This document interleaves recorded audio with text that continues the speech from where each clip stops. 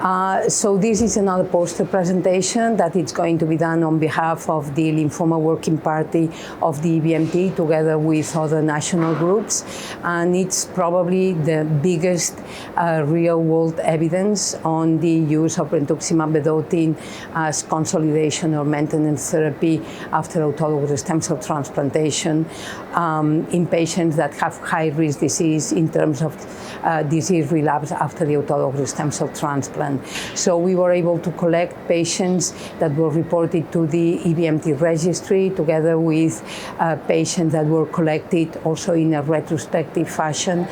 by the LISA group, the Spanish Heltamo group, also the Italian group, and also we are collecting the Turkish experience. The objective is to provide real-world evidence on the efficacy and the toxicity profile of Brentuximab vedotin in this setting, taking into consideration that apart from a smaller experience, the information that we have comes from the ETHERA trial, which was published several years ago, and it was a phase 3 randomized clinical trial looking at Brentuximab vedotin in this specific setting. So in this retrospective analysis, we are able to replicate the potential beneficial effect of using BV real world as consolidation therapy in patients with high risk